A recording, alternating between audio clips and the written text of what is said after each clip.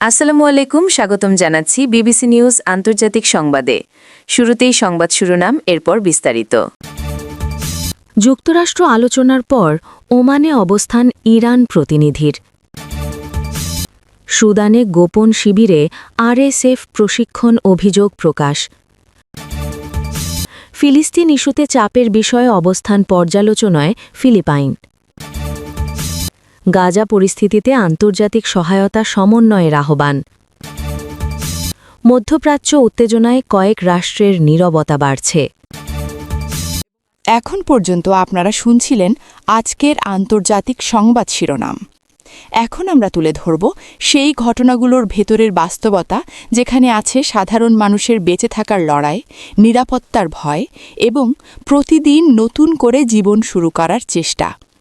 আপনি যদি বিশ্বের নির্যাতিত ও অসহায় মানুষের কণ্ঠ শোনার মতো সংবাদ দেখতে চান, যদি মনে করেন মানবতা, ন্যায় এবং সত্যের খবর সবার কাছে পৌঁছানো দরকার, তাহলে চ্যানেলটি সাবস্ক্রাইব করে আমাদের সঙ্গে থাকুন।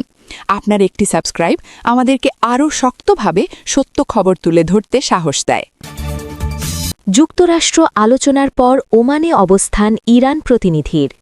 যুক্তরাষ্ট্রের সঙ্গে চলমান কূটনীতিক আলোচনার ধারাবাহিকতায় ইরানের একজন উচ্চপদস্থ প্রতিনিধি ওমানে অবস্থান করছেন। ওমান সরকার এই সফরের জন্য যথাযথ অনুমতি দিয়েছে এবং দুই পক্ষের মধ্যে নির্ধারিত বৈঠকগুলো শান্তিপূর্ণভাবে সম্পন্ন হচ্ছে বলে নিশ্চিত করা হয়েছে। ইরানের পক্ষ থেকে জানানো হয়, এই সফরের লক্ষ্য হল চলমান আলোচনার অগ্রগতি নিশ্চিত করা এবং উভয় পক্ষের মধ্যে যোগাযোগ ও সমন্বয় বৃদ্ধি করা।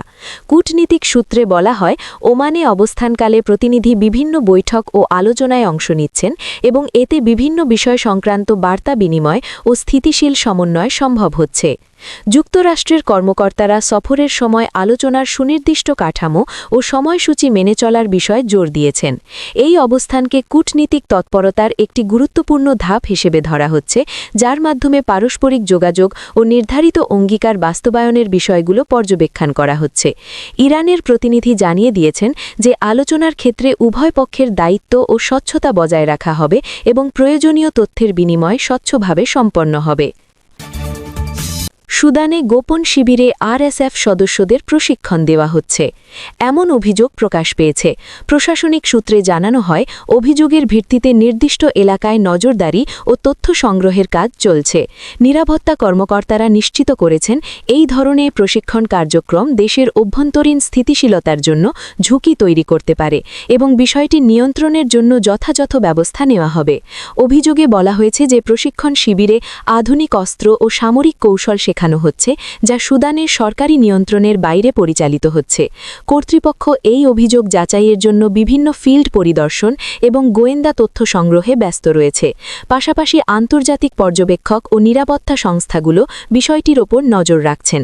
প্রশাসনিক প্রক্রিয়ার অংশ হিসেবে স্থানীয় প্রশাসন, নিরাপত্তা সংস্থা এবং সামরিক পর্যায়ের কর্মকর্তাদের মধ্যে সমন্বয় সৃষ্টি করা হয়েছে, যাতে গোপন শিবিরের কার্যক্রম রুখে দেওয়া যায়। প্রাপ্ত তথ্যের ভিত্তিতে সিদ্ধান্ত গ্রহণের জন্য উচ্চ পর্যায়ের বৈঠক এবং যাচাই প্রক্রিয়া চলছে। ফিলিস্তিন ইস্যুতে চাপের বিষয়ে অবস্থান পর্যালোচনায় ফিলিপাইন। ফিলিপাইন সরকার ফিলিস্তিন ইস্যুতে আন্তর্জাতিক চাপের পরিপ্রেক্ষিতে তাদের অবস্থান পর্যালোচনা করছে। সরকারি সূত্রে জানানো হয়, দেশটির বিভিন্ন মন্ত্রণালয় ও সংস্থা এই বিষয়টি বিবেচনা করছে এবং আন্তর্জাতিক নীতি ও আইন অনুযায়ী পদক্ষেপ নেওয়ার পরিকল্পনা করছে। ফিলিপাইন কর্মকর্তারা বলছেন, অবস্থান পর্যালোচনার মূল লক্ষ্য হল কূটনীতিক ভারসাম্য বজায় রাখা এবং আন্তর্জাতিক অংশীদারদের সঙ্গে সমন্বয় রক্ষা করা। রাষ্ট্রীয় পর্যালোচনার প্রক্রিয়ায় সংশ্লিষ্ট কূটনৈতিক প্রতিনিধি ও মন্ত্রণালয় অংশগ্রহণ করছে এবং বিষয়টির প্রতি নজরদারি অব্যাহত রয়েছে। ফিলিপাইন সরকার নিশ্চিত করেছে যে যে কোনো পদক্ষেপ নেওয়ার আগে সকল প্রাসঙ্গিক তথ্য যাচাই করা হবে এবং আন্তর্জাতিক দায়বদ্ধতা মেনে সিদ্ধান্ত গ্রহণ করা হবে। একই সঙ্গে কর্মকর্তারা জানান যে ফিলিপাইনের অবস্থান প্রকাশের ক্ষেত্রে বিবেচনায় নেওয়া হচ্ছে মানবাধিকার, শান্তি ও স্থিতিশীলতার বিষয়গুলো। এই প্রক্রিয়া চলমান কূটনীতিক পরিবেশে দেশের অবস্থান শক্তিশালী ও দৃষ্টিনন্দন রাখার উদ্দেশ্যেও পরিচালিত হচ্ছে। গাজা পরিস্থিতিতে আন্তর্জাতিক সহায়তা সমন্বয়ের আহ্বান জানানো হয়েছে। গাজা উপত্যকার বর্তমান পরিস্থিতিতে আন্তর্জাতিক সংস্থাগুলোকে সহায়তা সমন্বয়ের আহ্বান জানানো হয়েছে। জাতিসংঘ এবং অন্যান্য মানবিক সংস্থার পক্ষ থেকে বলা হয়েছে, গাজায় নিরাপদ ও কার্যকর সহায়তা পৌঁছতে সমন্বিত উদ্যোগ প্রয়োজন।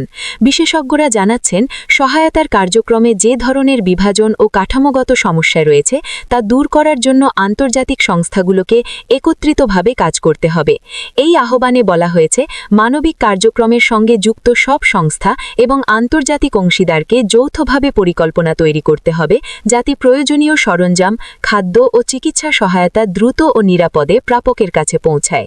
প্রশাসনিক ও কূটনীতিক সূত্রে জানানো হয়েছে, সহায়তা কার্যক্রমের জন্য নির্দিষ্ট প্রোটোকল ও অনুমোদন প্রক্রিয়া মেনে চলা হচ্ছে এবং স্থানীয় কর্তৃপক্ষের সঙ্গে সমন্বয় অব্যাহত রয়েছে।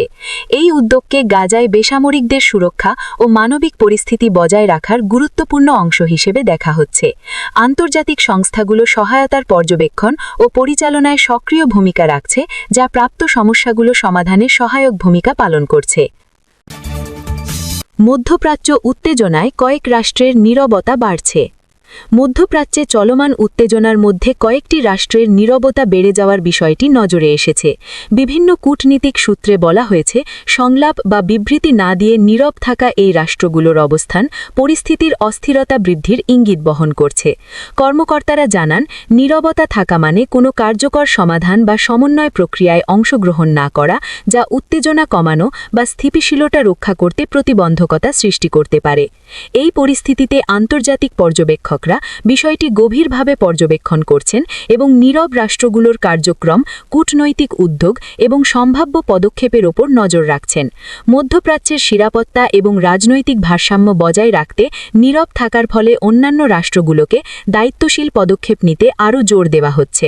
প্রশাসনিক ও কূটনীতিক পর্যায়ে এই বিষয়টি সমাধান করার জন্য আলোচনা ও বৈঠক অব্যাহত রয়েছে। এতে করে উত্তেজনামূলক পরিস্থিতি নিয়ন্ত্রণের ওপর বিশেষ মনোযোগ দেওয়া হচ্ছে।